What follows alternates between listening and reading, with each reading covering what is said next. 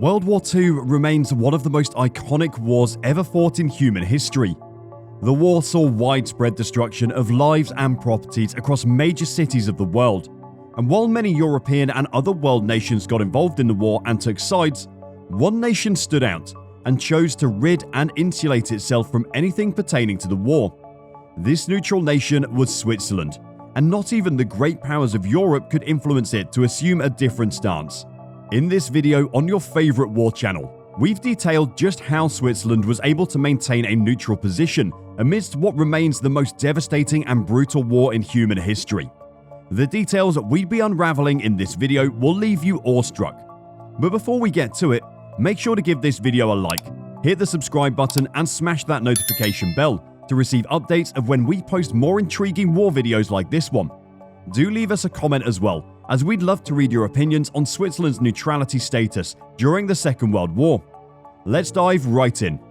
The Swiss employed a tactical strategy called armed neutrality to keep their country safe while the Second World War raged on and ravaged many world nations.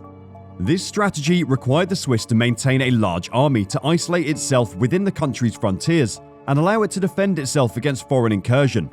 Although Switzerland never really participated in the war, there were still military activities evident in the country. Shortly after the war began, the Swiss army immediately mobilized its army within a span of 3 days. Over 430,000 combat soldiers, 210,000 support troops, and 10,000 women were mobilized in all.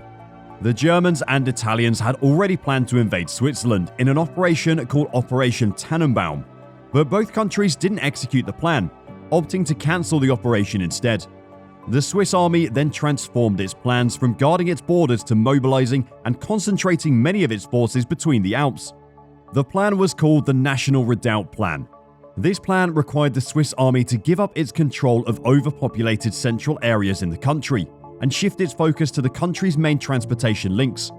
Although the Swiss were able to mobilize a tangible amount of military force, their country still served as an espionage camp for both Allied and Axis forces. For context, the United States in 1942 commissioned the Office of Strategic Services in the city of Bern. This institution helped the Allied forces develop tactical strategies and plans for invasions of the city of Salerno in Italy and the invasion of Corsica and Sardinia Islands. Switzerland would remain neutral and maintained its neutrality status all through the war. Even when both the Allied and Axis forces attempted to force it, the Swiss refused to negotiate its neutrality. It is important to know that during the war, the Allied and Axis forces both violated the country's territorial integrity. During Germany's invasion of France, the Swiss airspace was violated over 190 times by the German Luftwaffe, and some events were recorded when the Swiss attempted to shoot down at least a dozen German aircraft at one point in time, but reconsidered. The Swiss then opted for a strategy to help mitigate the airfield violation by both parties.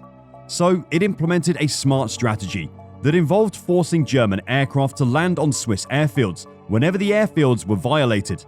Hitler was infuriated by this action and threatened to invade the country should the Swiss fail to stop interfering with his troops. But the Swiss remained adamant and continued with their practice. When a similarly infuriated German Air Force commander, Hermann Göring, sent out soldiers to sabotage Switzerland's airspace, they were captured even before they could cause any damage. When Allied forces likewise persistently infiltrated Swiss air perimeter, they soon faced strong opposition from the Swiss, and at one point, a total of 36 Americans and British pilots were killed while flying over Swiss territory. The Swiss shot down an American bomber airplane on the 1st of October 1942, and only 3 members of the crew survived. The Swiss shot down many American aircraft afterwards and captured over 1,000 American soldiers. The Allied troops captured by the Swiss were interned, and over 100 Allied aircraft were seized by the Swiss army until the end of the war. During this period, over 940 Americans captured by the Swiss were able to escape into France. In 1944, a United States representative would claim that the airspace breaches by Americans were due to navigational errors during bombing raids over the city of Berlin. The Swiss government also continued to prevent all efforts by Hitler and the Nazi army to invade its territory. So they turned to trade in quelling the brewing storm.